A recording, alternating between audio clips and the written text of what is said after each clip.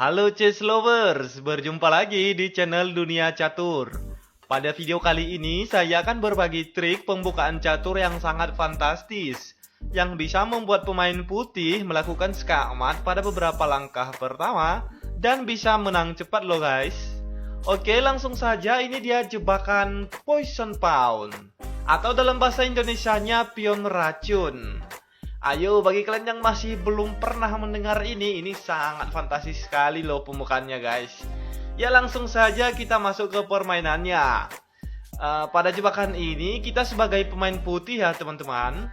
Dan seperti langkah biasanya, permainan dimulai dengan pion ke E4. Dan kemudian jebakan ini akan berfungsi jika pemain hitam melakukan pertahanan Sisilia teman-teman. Yaitu jika pion E4 ini dibalas dengan pion ke C5. Ini adalah pertahanan Sisilia. Oke, jika benar hitam melakukan pembukaan ini, maka kalian dapat melanjutkan jebakan ini dengan pion ke D4, mengajak pertukaran pion hitam.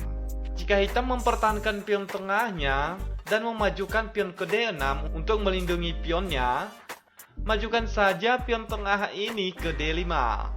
Langkah pembukaan ini jelas membuka jalur serangan menteri hitam pada Raja Putih.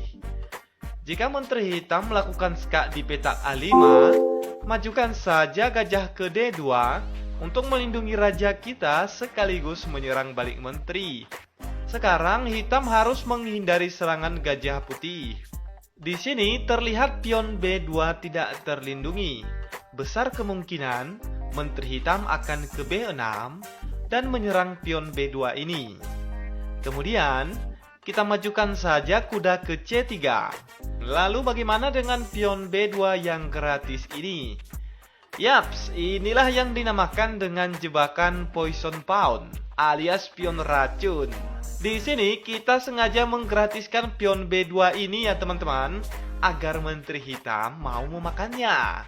Dan jika benar menteri hitam makan pion B2, maka selamat, jebakan kalian berhasil.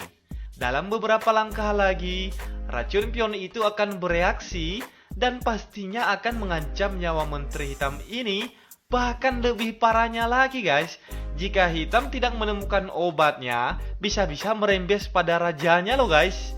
Oke, kalian pasti penasaran kan seperti apa reaksinya? Nah, langkah kita berikutnya adalah mengancam menteri hitam ini dengan benteng ke B1. Lihat, langkah satu-satunya yang aman bagi menteri hitam hanyalah petak A3. Dan jelas, menteri akan ke A3 menyelamatkan diri. Lalu kita balas dengan kuda ke B5. Lagi-lagi kita ancam menteri hitam ini sekaligus ancaman skak benteng di C7 guys. Nah, di sini menteri hitam pastinya tidak bisa bergerak melintang ataupun ke A5 karena serangan gajah. Hanya ada beberapa pilihan petak yang memungkinkan. Pertama, jika menteri ke A6, maka kuda putih ini akan ke C7 dan yang terjadi adalah skak ster dan juga benteng. Ya, tentu saja petak A6 ini tidak aman dan tidak mungkin hitam akan memundurkan menterinya ke situ. Lalu jika benteng memilih makan pion lagi di A2, kita ancam saja menterinya dengan benteng ke A1. Dan menteri hitam hanya bisa bergerak ke B2 saja.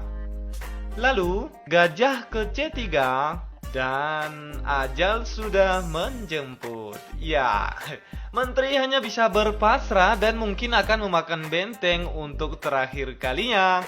Lalu menteri kita makan besar guys. Oke. Nah, jadi petak A2 ini sebenarnya tidak aman bagi menteri hitam ya teman-teman.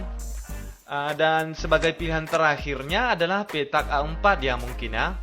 Oke, sepertinya petak ini cukup aman bagi menteri. Tapi sebenarnya racun pion yang tadi malah merembes ke rajanya loh guys.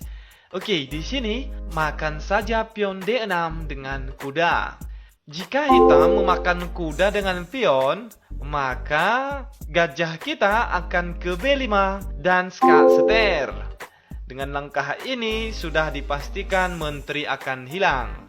Jadi jika hitam ingin mempertahankan menterinya, maka satu-satunya petak yang aman bagi Raja Hitam hanya bisa ke D8. Dan kemudian jika Raja ke D8, kuda kali pion dan lagi-lagi skak benteng. Raja Hitam tidak bisa ke E8 atau ke D7, karena gajah akan ke B5.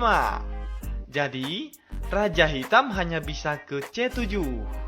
Oke, langkah berikutnya adalah gajah ke F4, skak. Raja Hitam tidak dapat ke B6 karena benteng, atau ke C6 karena ada pion. Jadi teman-teman, pilihan hitam di sini bisa dihalangi dengan pion ke E5. Tapi sama saja itu hanyalah langkah yang sia-sia saja. Kita makan saja pionnya dengan motong pion, rap, dan skak.